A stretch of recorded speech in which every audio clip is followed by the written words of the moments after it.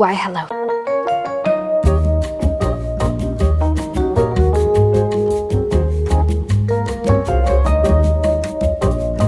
Hi friends, and welcome back to the channel. Today we're a little bit cozy. I've got my hot cup of tea. I'm even wearing my glasses. Can you believe that? But I think I'm gonna take them off because they're gonna fog up with this tea. We're gonna be talking about a book that changed my life, literally. And it's also causing a little bit of a stir. It's called The Courage to Be Disliked. I recently did a video on TikTok and it kind of went viral. A lot of people have either read this book or were really excited to read this book. So I figured, why not bring the vibes over to YouTube and share the same message? I'm gonna tell you a little summary about what the book kind of is about. It's one of those books that I feel like you do just have to read to fully understand.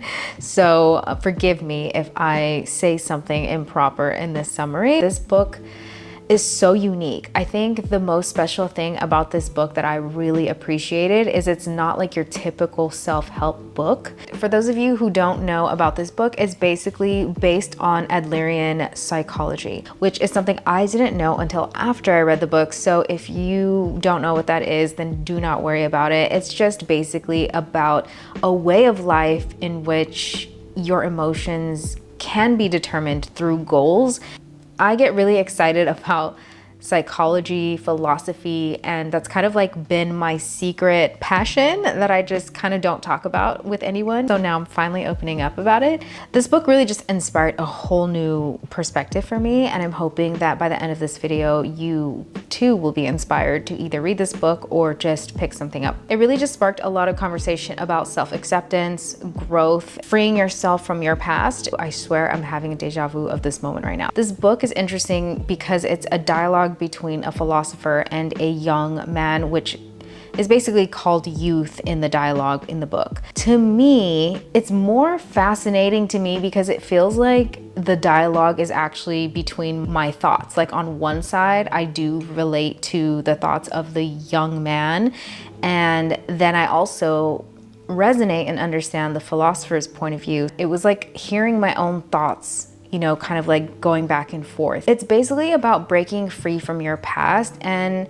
you know, I don't necessarily say that I agree with everything in this book, but it is thought-provoking. My takeaway from it was that trauma isn't exactly real, but the experiences were real. We've assigned certain emotions to them and therefore have decided to carry that with us in our present, which the philosopher says we have the power to break free from at any given time, like right now. And I thought that was really interesting because even for me, like I think a lot about things that I picked up in my childhood, right? And I feel like over time, we identify with these things that happened in our life, whether it be trauma, whether it just be a way of thinking, like we almost associate ourselves with those things and bring it into our present identity.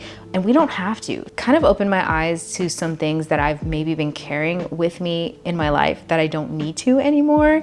And it kind of gave me this like freedom to choose that. Another amazing takeaway that I got from this book was the importance of relationships and community. In this book, it talks about social connections and relationships as being a very crucial part of our journey and our happiness, especially towards personal growth and fulfillment. We are all social beings, and that our interactions with others just play a crucial role in our fulfillment in our lives, whether we like it or not. It really shapes who we become as people. This really hit home for me too, because I think I've kind of struggled with building relationships in my life. Like that's an area that I can admit I've struggled with. Like the type of person to be so independent, and I felt like I just couldn't trust people, even wanting to build relationships with people for that reason. Like I just felt, what's the point a lot of times? I guess if I were putting myself in the situation of this book and the purpose of this book, he would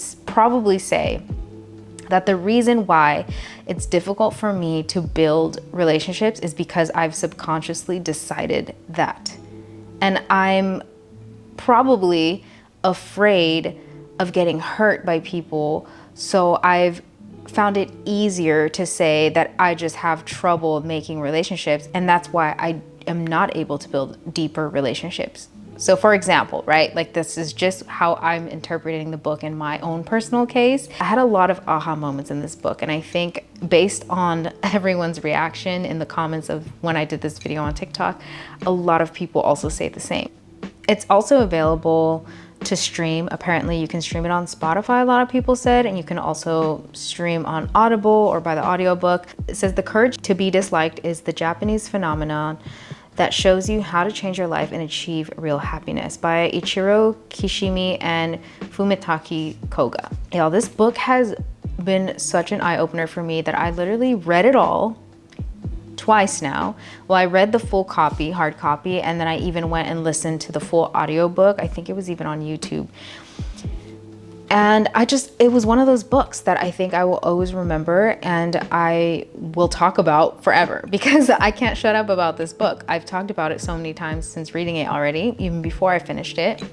Highly recommend it. If you haven't read it, I think it's a book that will change your life in some way, shape, or form. Like, whether you agree with everything in this book or not, I do think everyone can benefit from reading this book. And I think that way about a lot of books. I do think, that's what I enjoy the most about reading. It helps me escape my own thoughts for a moment and just dive into a whole new perspective.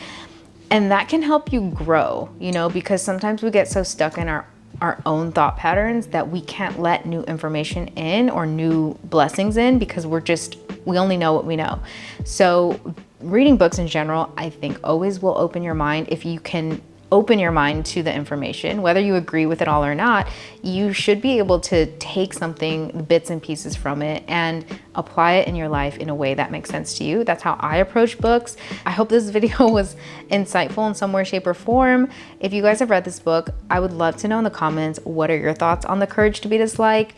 If you haven't, does this sound like a book that you would read? And if you have any other books that you do recommend, I am looking for more books, because I've made a goal for myself to read more books every month this year. So I'll take all recommendations in the comments. I hope you guys have a happy life. And to that, I will see you in the next video. Peace out.